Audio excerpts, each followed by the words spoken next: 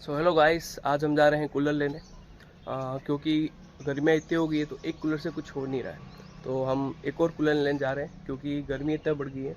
और सेकंड चीज़, हम प्राइजेस वगैरह सब देखेंगे आज कि क्या प्राइजेस चल रही है कूलर्स की, क्या कमी तो नहीं है कूलर्स में, मतलब अभी कोई और की वजह से प्राइजेस अप तो नहीं हुई। जो नॉर्मल जो रेंज होती है वही कूलर्स की प्राइजेस चल रही है।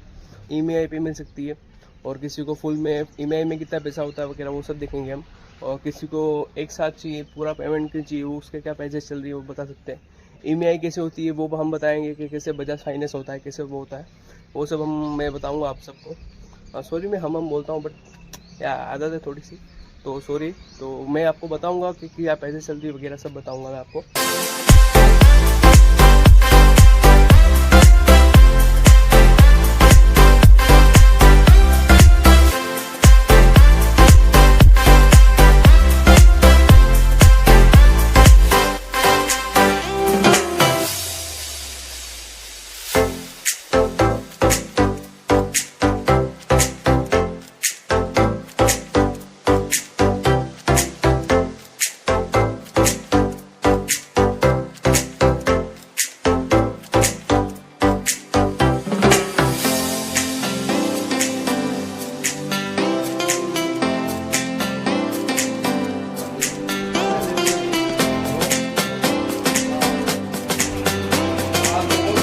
हाई मीडियम लो है मजा नहीं।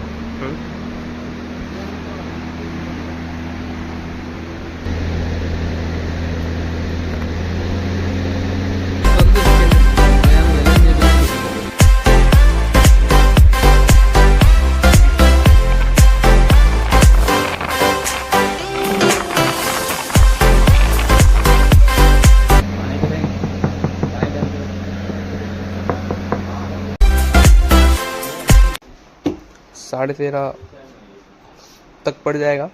और उसके हैं वो भी लमसम सेम ही है, बट ये थोड़ा बल्कि दिख रहा है, बाकी ये भी जो है उसके भी सेम रेट है। 13, 13.5, 14 में ये आपको पड़ जाएगा। ये स्टील मेटल है, ये स्टील है। और ये है वो प्लास्टिक है, थोड़ा सा बट हैवी प्लास्टिक है, एकदम कड़क। इसकी प्राइस होगी 9,500। और थोड़ी बिल्ड क्वालिटी थोड़ी ख़राब है, पर 9,500 में पड़ जाएगा।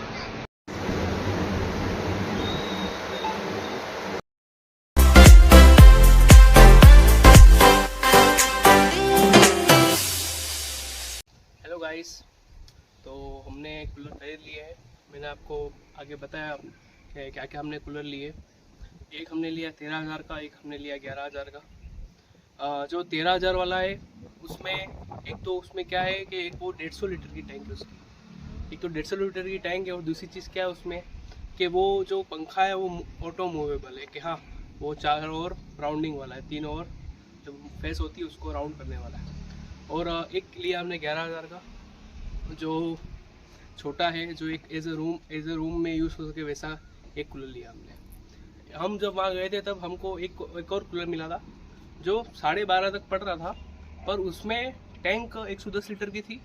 और सेकंड चीज़, उसमें जो वो साइज़ में बड़ा था और टैंक छोटी थी, और उसमें ऑटो मूवेबल नहीं था, कि उस पंखा घूमता नहीं था, उसमें सिर्फ स्ट्रेट रहता था। तो फिर हमने थोड़ा सोचा वगैरह, और फिर हमने ये वाला बुक किया। अब बात करते हैं हम ईएमआई की।